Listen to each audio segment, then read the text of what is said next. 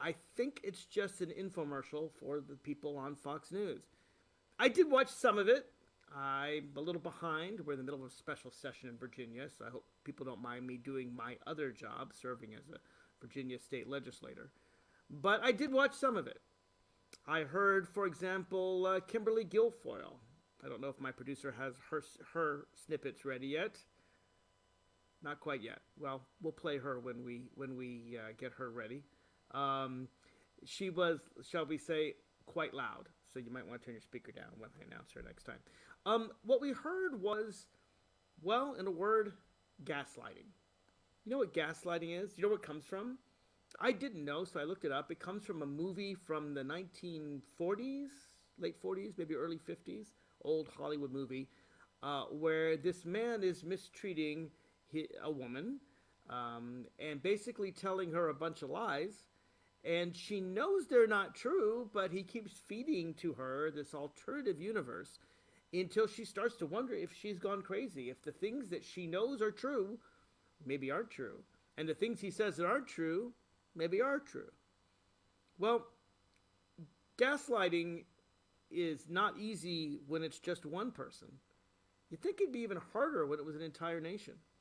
When you think about it, at least 100 million Americans today are gaslighted. They believe in an alternative universe. You might as well tell them the earth is flat, because if Donald Trump says it, it's so.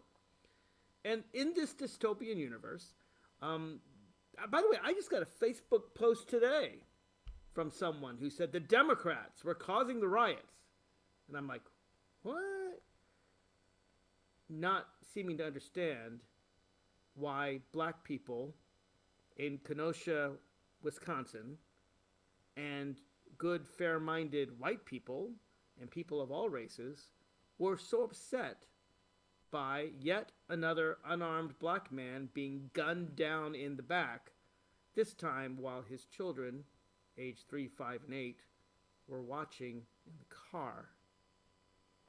Yes, there is rage out there, and the rage is real.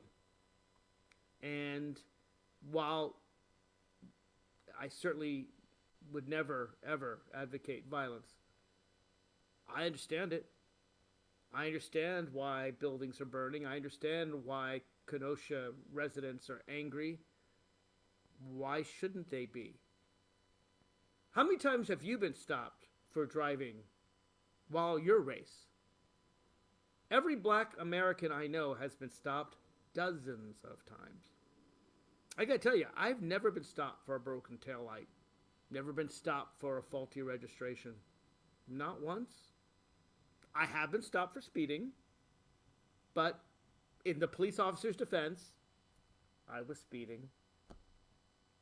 Yeah, and maybe once or twice for failing to stop at make a complete stop at a stop sign, which annoyed me, but was perfectly reasonable.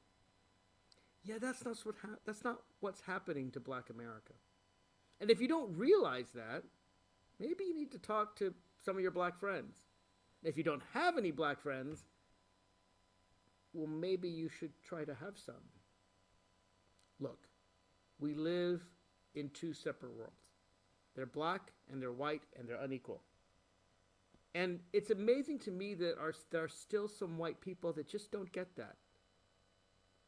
They think that racism is about some personal distaste. Now, are there white people that have personal distaste for black people? There sure are. It actually often goes a lot further. But you don't have to wear a Klansman's hood and robe to recognize that our society is systemically unfair. And it's not just black people our system is unfair to. It's unfair to women. It's particularly unfair to poor people. It's unfair to immigrants, particularly Latinx immigrants. It's unfair to gay people, but even more unfair to transgender people. There's a lot of unfairness to go around. It's unfair to people with disabilities. In fact, if you ask me what the single highlight was of the Democratic National Convention, yeah, Joe Biden's speech was great. Michelle Obama's speech was great.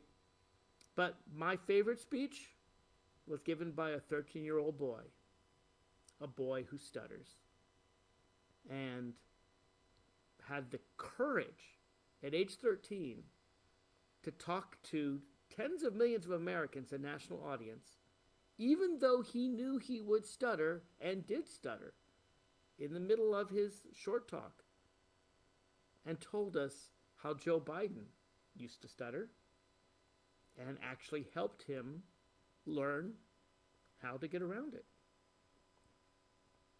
We had a whole discussion about stuttering. The stutterer, by the way, is not stupid. The stutterer may be smarter than most of us. The stutterer's brain works so fast that he or she is thinking quicker than their larynx, their voice box, their throat can form the words. You might recall Donald Trump making fun of people with disabilities. The thing is, everyone in America, virtually everyone, has got some hardship. It might be economic. It might be based on their religion. Maybe they're Muslim. It might be based on abuse in their family. It might be based on race. It might be based on sexual orientation or gender identity or disability. It might be that it's hard for a woman to get taken seriously in a lot of boardrooms, or the intersection of all those things. But a compassionate man like Joe Biden gets that. Even though he's a straight white male, Christian, he's Catholic as it happens, so frankly, Catholics have faced discrimination in the past. Not so much today. There's still some. But Joe Biden was a stutterer. So he has compassion because he understands what it's like to be picked on for something that's not your choice. You don't choose to be a stutterer any more than you choose to be gay, any more than you choose to be your race or your gender. So it's amazing to me as I watch the Republican National Convention to hear the tin ear. There's a lot of screaming. We're going to get to Kimberly Guilfoyle screaming, who, by the way, she's a piece of work, right? She used to date Gavin Newsom, the very liberal and most think quite good governor of California. Now she's dating Donald Trump Jr., which makes me think that her politics are not quite so well thought out. She likes to be with men who are powerful, which is maybe not the most feminist anthem around. Look, the reason why Republicans are trying to say, we're not racist, we don't hate women. Look, here's some women that like Donald Trump. Look, we rounded up 8 black people that are not ashamed to speak for Donald. It's because they know who the president is. They know who the party is. And to their credit, there are a lot of Republicans coming out of the closet saying loudly and clearly that although they are conservative, they cannot support Donald Trump. And I give them credit. We will continue to have liberal conservative debates. They will come back. But right now, it's an 8-alarm fire. It's all hands on deck. It doesn't matter whether you're liberal or conservative. If you support American democracy, if you believe in our Constitution, if you believe that the right to vote is sacred, if you believe that elections are sacred, if you believe that it's not a good idea to have hundreds of thousands of Americans needlessly dead, that's another thing. It's like the Republicans didn't notice COVID. Here I am doing a broadcast from my home. You're probably listening from your home. If you're out and about, you're wearing a mask. And if you're like I am, you know many people already who've died of this deadly disease. Republicans live in an alternative universe. They're gaslighting people because, well, that's all they have. The question is, who believes it and why? And we'll get into those questions and also take your calls at 888-488-MARK right after this. If you're worried your friend may be struggling, remember, you don't have to be there to be there. You can say, how are you, or get a fake tattoo. You can ask with an app if it works for you. You could write them a text or knit them a sweater. If you can't be together, you could write them a letter. Whatever gets you talking. Whatever. You could chat on the game, kick off your flip-flops. You could ask on your couch while you binge watch. However you do it, you gotta ask a friend. And if they don't share, you can ask again. Whatever gets you talking. Whatever gets you talking. Reach out to a friend about their mental health. Learn how you can help at seizetheawkward.org. Brought to you by the Ad Council, American Foundation for Suicide Prevention, and the JED Foundation. I was in the middle of the Atlantic Ocean when it happened. There was a sudden jolt, and our submarine crashed on the seafloor. We were in total darkness. That's Dr. Dejana Figueroa, a marine biologist and STEM teacher, talking about a deep sea dive she'll never forget. It's funny, when I was a kid, I was afraid of the ocean. And there I was, 2 miles below the surface. But as a scientist, you prepare for that. Using our training and a little creativity, we fixed the sub and finished our experiments. The dive was just too important. Every dive gives us glimpses at things few people ever get to see. Glowing creatures, fiery undersea volcanoes. When we got back to the surface, I kissed the ground and called my mom, of course. But you know what? I wouldn't trade that dive for anything. Dr. Figueroa uses her passion for STEM to discover new things and make the world a better place. She can STEM, so can you. Check out She Can STEM for more stories and inspiration. A message from the Ad Council.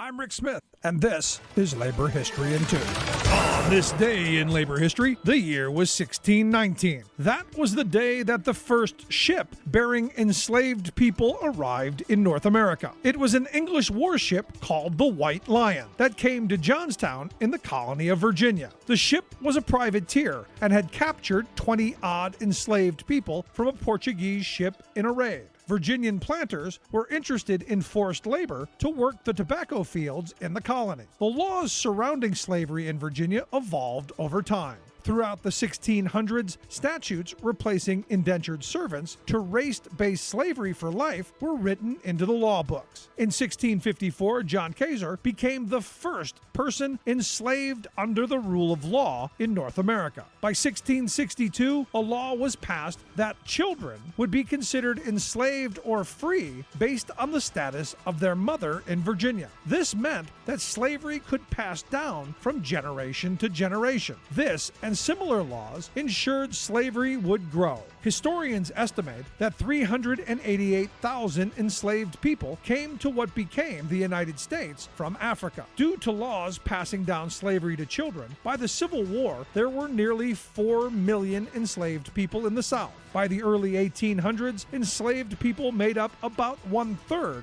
of the Southern population. Initially, enslaved labor worked predominantly to produce crops like tobacco, indigo, and also rice. Some West Africans had developed valuable skills in rice cultivation that white landowners exploited through slavery. With the invention of the cotton gin in 1793,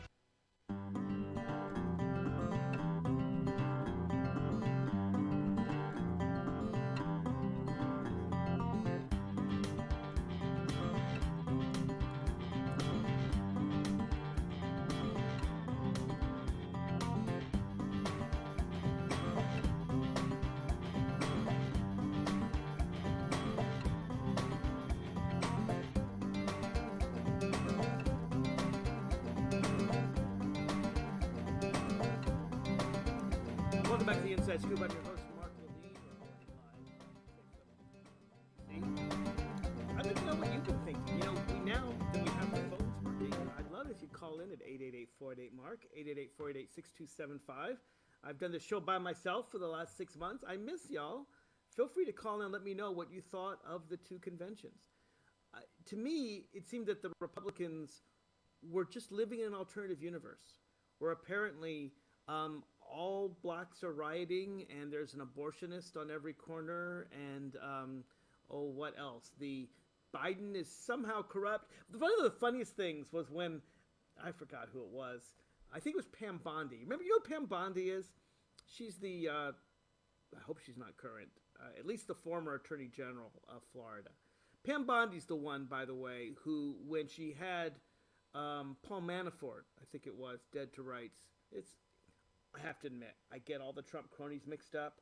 It could be Paul Manafort, could be Mike Flynn, could be Roger Stone. They're all guilty of something or another, but I think it may have been Manafort.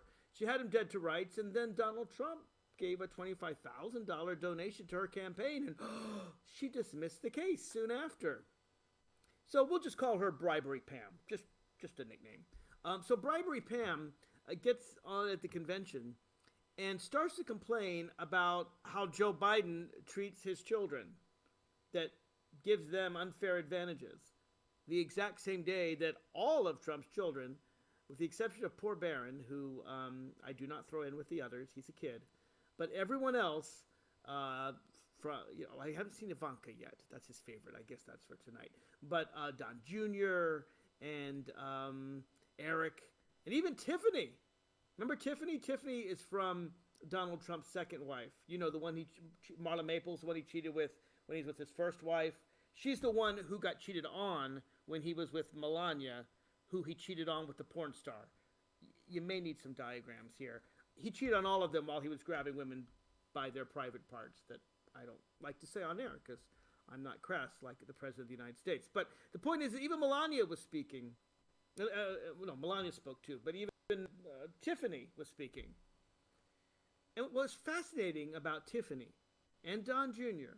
and Eric is not a single one spoke about their father the way virtually everyone I know speaks about their father, with love, right? Think about your dad. How do you talk about your dad? Hopefully, for most of you, and not everyone has a good dad, but most of us think of our dads fondly as loving parents. We might talk about throwing the ball around back or playing chess or giving some guidance with our job or telling us to cut the lawn. I don't know, whatever it is, you know your dad, I know mine. Most of us like our parents. I didn't see that. I saw 3 children giving standard political speeches. I don't know, maybe they didn't write them, attacking Biden and talking about, I don't know, Trump's economy, and not mentioning the fact that we have the highest unemployment since the Great Depression. Of course not, but that's a political complaint. Here's my question. Do his children love him? I saw Melania's speech. It was long, but as Republican speeches go, it was not as bad as the others. She didn't scream. She actually, for the first time of anyone I've seen in 3 nights, the Republican National Convention expressed condolences for 180,000 dead Americans. I think that matters. Remember when we used to care when only 3,000 Americans died on 9/11? A mere 3,000 Americans, and we thought it was a big deal. Remember that? We're 60 times 9/11 now. But Melania at least recognized that Americans were in pain. Wow. I give her credit. She acted almost human. I guess that's a low bar. But what I didn't hear was anything about Donald, right? Remember how Joe Biden's grandkids used to talk about the fact that he would try to steal some ice cream when their grandma, Jill, wasn't looking because she's all into fitness and running and getting up at 5 a.m. and running, and he'd try to sneak some ice cream in. Yeah, that sounded like my family. Not the specifics. I mean, my mom's not a runner. In fact, for me, it's might be the opposite. My dad doesn't ever exercise. But that's not the point. It's a family. It's love. It's the way families work, right? We kid each other gently. We love each other. There's no question there's lots of love in the Biden family. Did you hear any of it in the Trump family? I mean, this is so weird because this is beyond politics, right? I can get into all the It would take me hours to go into all the lies they said in the Republican National Convention on everything from the economy. I think they said that Biden wanted to defund the police, which is, of course, ridiculous since he specifically said no on that. I think they accused him of, I don't know, they blamed him for some university doing, who knows what. It's ridiculous. Again, Pam Bondi seemed to think that Biden's kids were corrupt, even though Eric Trump just pled the fifth on an investigation that's likely to lead to his indictment along with Don Jr. But that's not my point. My point is, did you notice there was no love in the Trump family? Think about your mom. Think about your dad. Think about your kids. Think about your wife or husband, your brothers, your sister. How would you describe them? Most of us would describe them with love. And even if we have a difficult relationship with family members, we'd probably still find a way to throw a little love in there. We might joke about the difficulties we have with our father, mother, child, or sibling, but we do it with a smile. We do it with love. Apparently, you can't do that with Donald Trump. Apparently, he gets too upset. And I guess I understand that. Sometimes when you make fun of a 2-year-old, they get it, and they laugh along with you at how silly they're being. And other times, for some 2-year-olds, they get angry that you're mocking them. They get upset. They can't handle it. They throw a little tantrum. Well, Donald Trump is more like the less well-behaved 2-year-olds. Now, to be fair, most 4-year-olds get over this. Donald Trump clearly hasn't. But when you wonder about what makes this man tick, think about the fact that his own family can't express love for him. Now, don't feel sorry for him. I suspect they can't express love for him because, well, he made them that way. But I've never heard more inauthentic from any child. I mean, I would never say that of Laura Bush or the Bush girls, or certainly not the Obamas. Anyway, that was something that I noticed. I want to know what you noticed. 888-488-MARK, 888-488-6275. What did you most notice about either convention? We'll find out when we get back. Hey, Dad, how do airplanes fly? What's in this box? Can I touch this? Where does sand come from? Is this tree good for climbing? What happens if I mix these two things together? How are babies made? What does this thing do? Kids are curious about everything, including guns. Talking to them about gun safety in your home is a good first step, but you can do more. Always keep your guns locked, unloaded, and stored separately from ammunition. Storing your guns securely is the best way to prevent family fire, including unintentional shootings. For more information on safe gun storage and ways to keep your family safe, visit endfamilyfire.org. That's endfamilyfire.org. What do we keep in the attic? What's this thing called? Can I ride my bike backwards? Like I said, kids are curious. It's up to us to keep them safe. Brought to you by End Family Fire, Brady, and the Ad Council. Wake up and text. Text and eat. Text and catch the bus. Text and miss your stop. Wait. Text and be late to work. Sorry, I'm late. Text and work. Text and pretend to work. Text and act surprised when someone calls you out for not working. Who, me? Text and meet up with a friend you haven't seen in forever. Hi. Oh, hey. Text and complain that they're on their phone the whole time. Text and listen to them complain that you're on your phone the whole time. Text and whatever. But when you get behind the wheel, give your phone to a passenger. Put it in the glove box. Just don't text and drive. Visit StopTextsStopWrecks.org. A public service announcement brought to you by the National Highway Traffic Safety Administration and the Ad Council. Every now and then, someone comes along whose work is so productive, honest, and inspirational that they ought not be allowed to die. That's how I felt last month when I heard that John Lewis had slipped away from us. Throughout his exemplary life, this civil rights icon and progressive leader had hurled his heart, soul, and head, literally, into fighting for the voting rights of all Americans. In 1965, he was among the marchers on the front line in Selma, Alabama, with Martin Luther King Jr., who had their heads busted by state troopers for daring to insist that African Americans be allowed to vote. That bloody encounter led to passage of America's historic 1965 Voting Rights Act, which empowered grassroots organizers to usher in a remarkable era of political progress. Black voter registration jumped nearly 70% the next year, and black citizens began getting elected, including Lewis, who later won a Georgia congressional seat. The importance of Lewis, though, was that he didn't just sit in that seat. He put it to use daily, battling what I call the 6 Bs, bosses, bankers, billionaires, big shots, bastards, and BSers, who keep trying to knock down the middle class, hold down the poor, and tear down people's democratic rights. Most significantly, he inspired ordinary people to recognize their own strength and common interest, rallying us to unify and organize around the values of fairness and respect for human dignity. This is Jim Hightower saying his lasting message was simple, direct, and true. Democracy is not a state, he said. It is an act.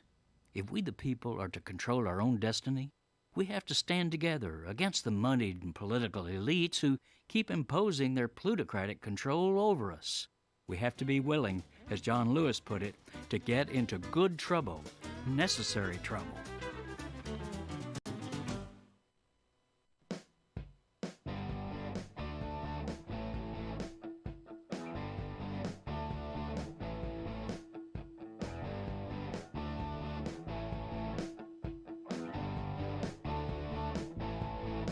Welcome back to the Inside Scoop. Watch the DNC, watch the RNC. Seemed like night and day to me, or better put, light and darkness. You know, I titled my show last week, Light and Darkness, and I did so before I heard Joe Biden take up that same theme. But it seems like it now, doesn't it? I mean, we have a group that respects science and one that does not. A group that Joe Biden reaching out to all Americans, including those that voted for Trump, and Donald Trump basically attacking quite virulently those that disagree, making clear that all our cities apparently are dystopian nightmares. And then trying to misuse the government in ways that's never been used for political reasons. The Hatch Act, by the way, it's probably 90 years old right now. It's been around a long time, and it says that you can't use government to promote your political ends. So, for example, you can't use the White House to promote a political campaign. Trump doesn't care about the law. He violated that. We've never had a Secretary of State speak from a foreign country for a political campaign. In fact, usually Secretaries of State don't speak for political campaigns at all, much less from a foreign country paid for with taxpayer dollars, the way Mike Pompeo did. Donald Trump used his powers of the presidency, both the pardon power and the power to welcome new citizens, for a political convention. By the way, some of those immigrants had no idea that their taking the oath of citizenship would be used in such a political way. In fact, the immigration services are expressly making it hard for new Americans to become citizens because they don't want them to vote, knowing that because they know that Donald Trump hates immigrants, well, they're going to vote against him. So I guess these 5 were the lucky people. We are in a dystopian nightmare, just not the one that Republicans are gaslighting us to believe. And I guess to me the best evidence of that nightmare is Kimberly Guilfoyle. To me, her speech typified all the bombastic emptiness and meanness that is today's Republican Party, or I really should call it the Trumpist Party, because it really isn't about Republicans anymore. It's about Donald Trump. Let us play some of the highlights from Kimberly Guilfoyle. Mark, we're going to play that in just a moment, actually, if you want to go to Alex first. Okay, we're getting that tape ready. That was a little scary, I know. You might have to turn your sound down. Let's go to Alex from Alexandria. Alex is a constituent of mine in Alexandria. Alex, welcome to the Inside Scoop. Oh, yeah. Can you hear me? I hear you fine. You're the first person since I got the phones. I haven't had phones since pre-COVID. So congratulations on being my very first post-COVID caller. Well, all I can say is I noticed you talking earlier about Trump mocking those with disabilities, and I have to talk about how I felt about it when I first noticed him doing it back in 2016. The first thing I was reminded of when he did that on video was every single person that I've encountered in school that has either, made fun of me or has I felt like they used me. That's up for debate, but all I say is that's what it reminded me of. That's what it reminded me of, and I asked myself, how could we be watched over by someone like that? It just isn't right. And Alex, that's all. That's what I have to say about it. Did you, Alex? Did you see the young 13-year-old stutterer? I sure did, and my heart was truly touched by him. It was like, wow, this is our future. Because in a society, I cried when I saw it. I watched it twice more, and I teared up both times.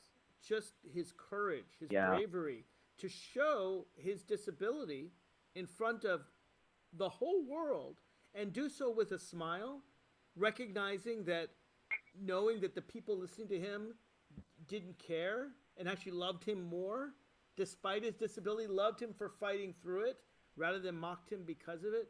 I just thought he was so brave, and he's just my new hero. I was a big fan. Yeah, I say don't even use the word despite. Disability is a strength. We have to send that message in the next 4 years.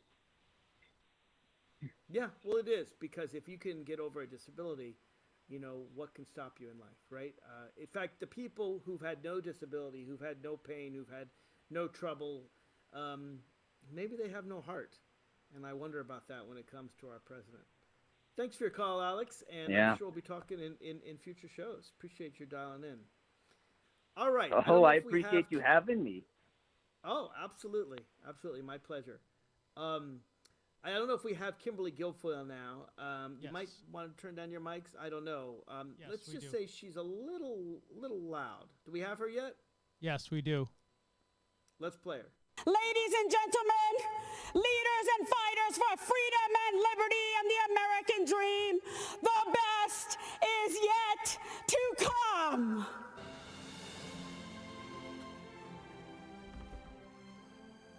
In President Trump's America, we light things up. We don't dim them down. We build things up. We don't burn them down. We kneel in prayer, and we stand for our flag. Or do you believe in American greatness? Believe in yourself, in President Trump, in individual and personal responsibility. They want to destroy this country and everything that we have fought for and hold dear. They want to steal your liberty, your freedom. They want to control what you see and think and believe so that they can control how you live. They want to enslave you to the weak, dependent, liberal, victim ideology to the point that you will not recognize this country or yourself. His promise was to put America first, and he has. America, it's all on the line. President Trump believes in you. He emancipates and lifts you up to live your American dream. You are capable. You are qualified. You are powerful, and you have the ability to choose your life and determine your destiny. Ladies and gentlemen, leaders and fighters. Okay, all right, Kimberly, go away. Okay, all right. So they want to destroy America. Who are they? Is that me? Do I want to destroy America? Is that liberals? Nancy Pelosi? Joe Biden? Uncle Joe wants to destroy America? I want to know who believes this, right? If she has a complaint about something, she could bring it up. Maybe she thinks affordable health care is a really bad idea. Maybe she thinks it's, giving people health insurance is a terrible idea. There are lots of people that hated Obamacare. Okay, maybe that's it. Or maybe she doesn't like the great Obama economy. Maybe she feels that we should have the freedom to take masks off and infect each other. And that, we might kill hundreds of thousands more Americans, but their deaths don't matter as much as our ability to walk into crowded stadiums. I don't know.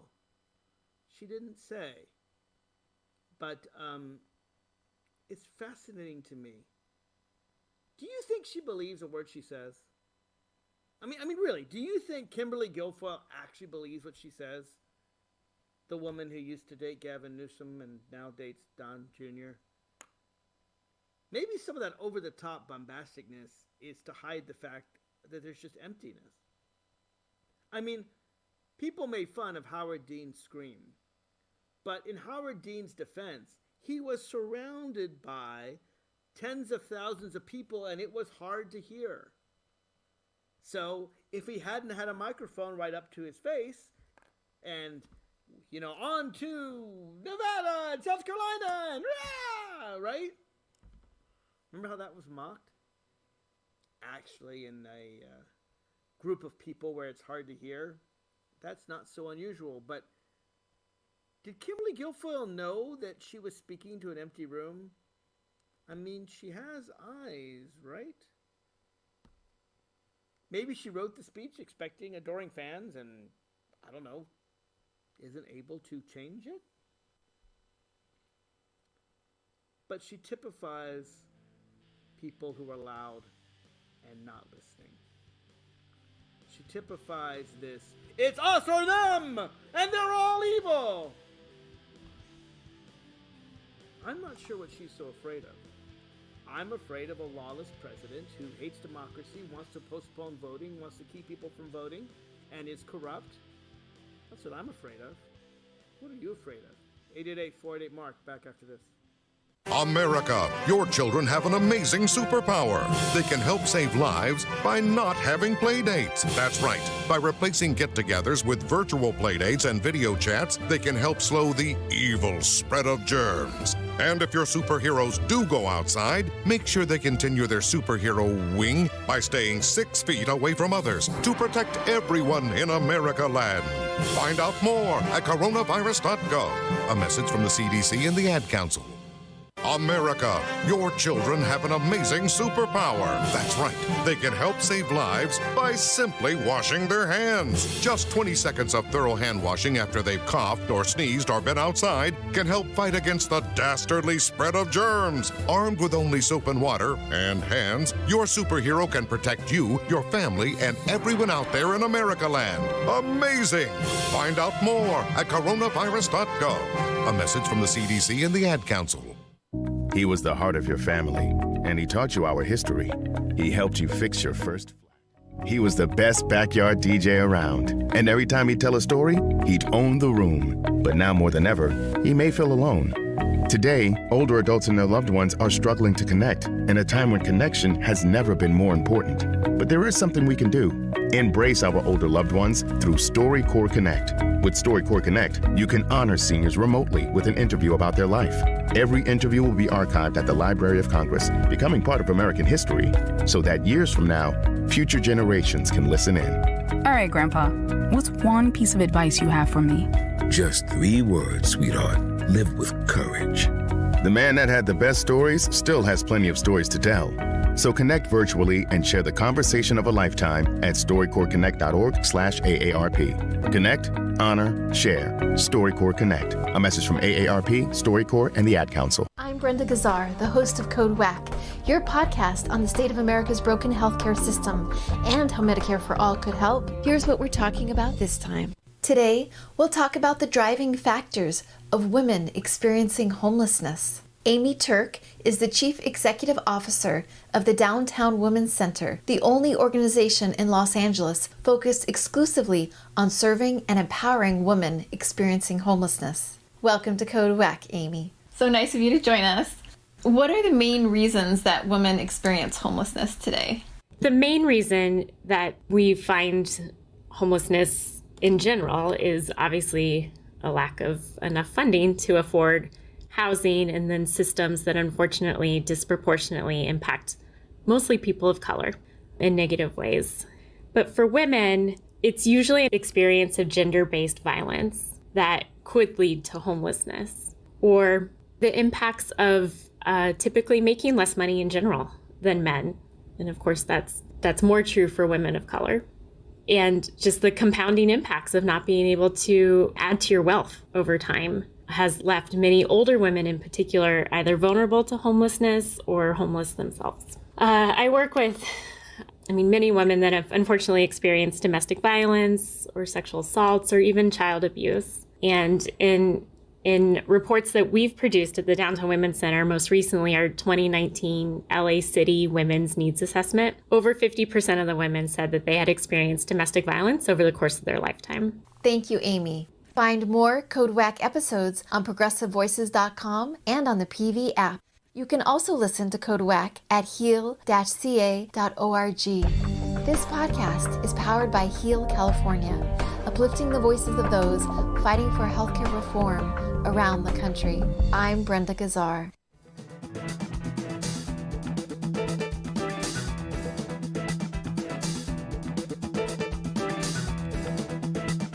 Back to the Inside Scoop. I'm your host, Mark Levine. You know what? I don't think anyone's watching the RNC, so there's no point in talking about it anymore. Let's talk about what really matters. Let's talk about Kenosha, Wisconsin. Yet another unarmed black man shot in the back 7 times as he was trying to get in his car. We don't know all the facts. It's been 3 days and Kenosha police can't give us all the facts. You'd think they'd be trying really hard, but okay. Maybe Mr. Blake was trying to escape police. He hadn't done anything wrong. He actually was calling in to help a domestic disturbance between 2 women. But you understand why he was trying to get away? Do you understand why lots of black people fear for their lives every time they encounter police? And feel like they're going to get in more trouble if they stay than if they go? I'm not saying that's the correct way to deal with this. I know that, well, my parents told me, and frankly, most black parents tell their kids, when you are confronted by an officer, you buckle down your anger and you try to treat them politely, and even if you're upset with them, you don't express it.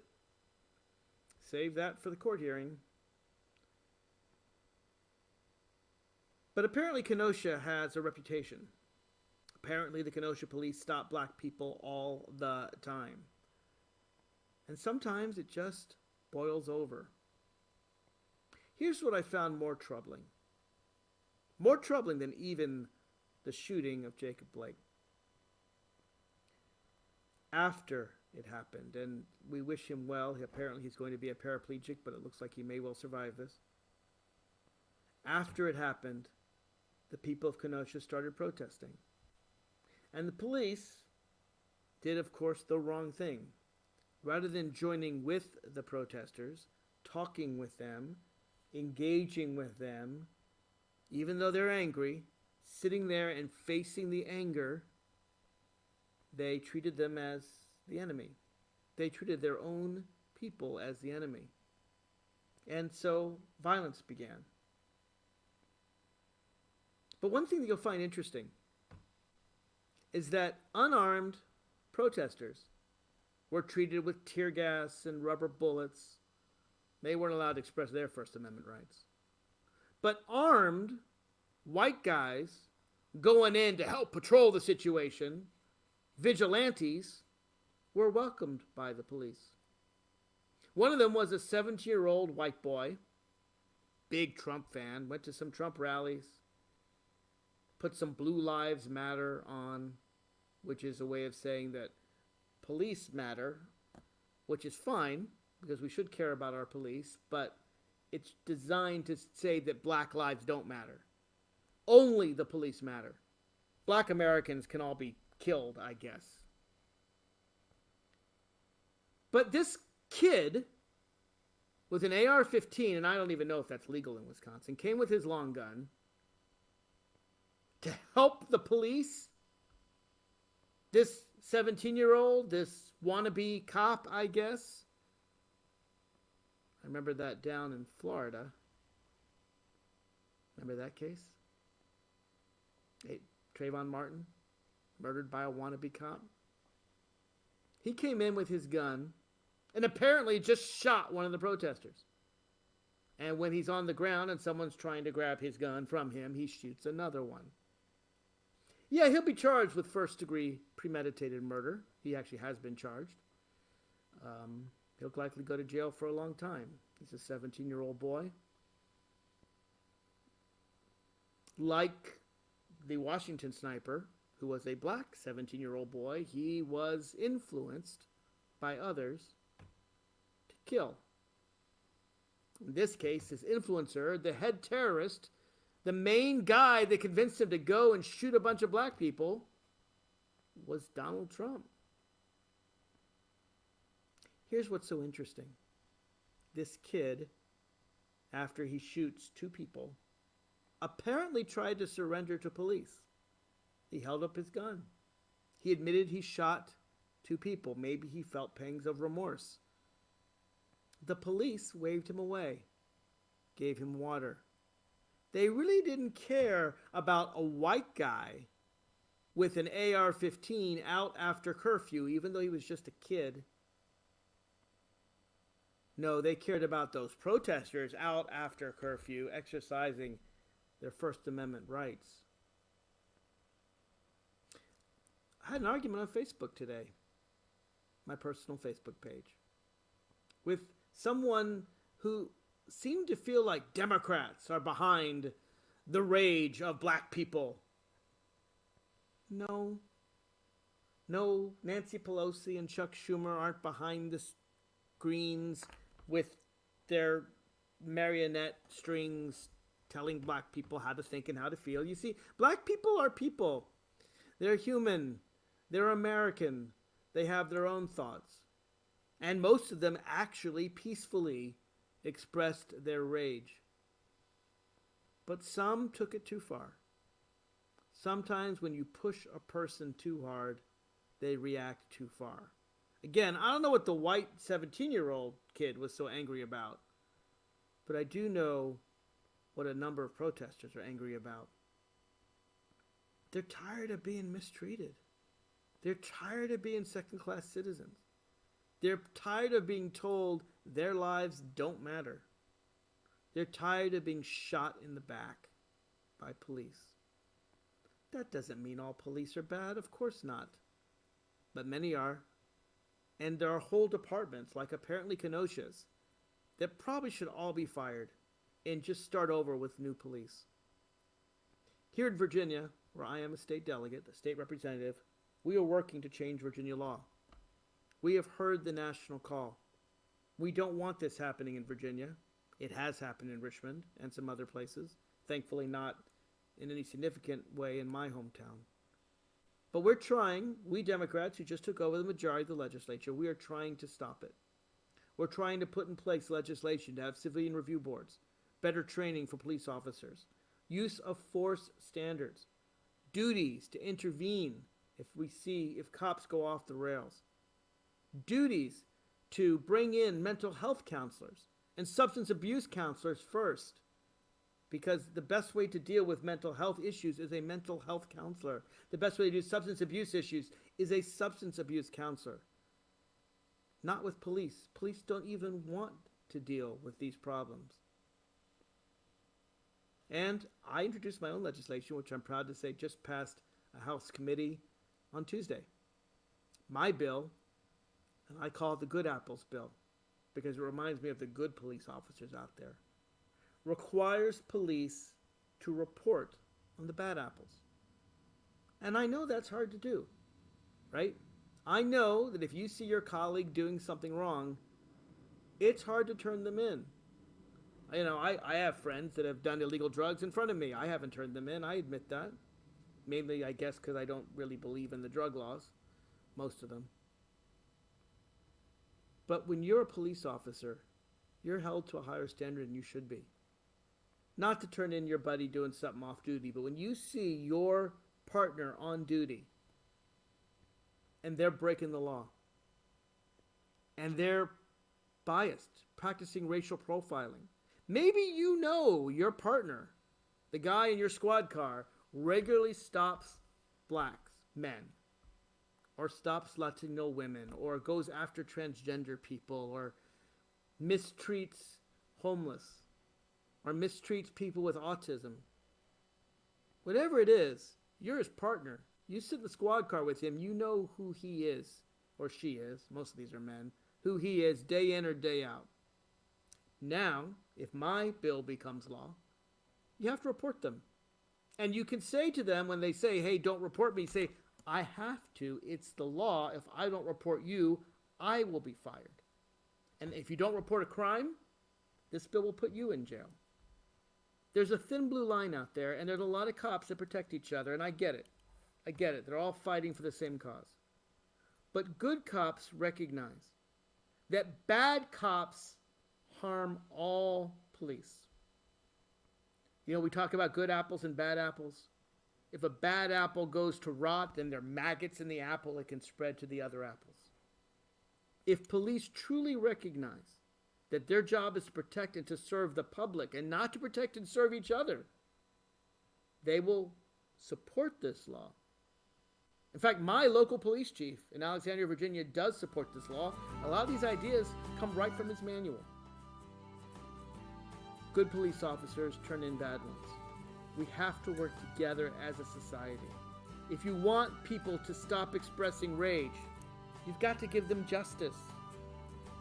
With justice will come peace. And we're working on it. Are you? This is Mark Levine signing off.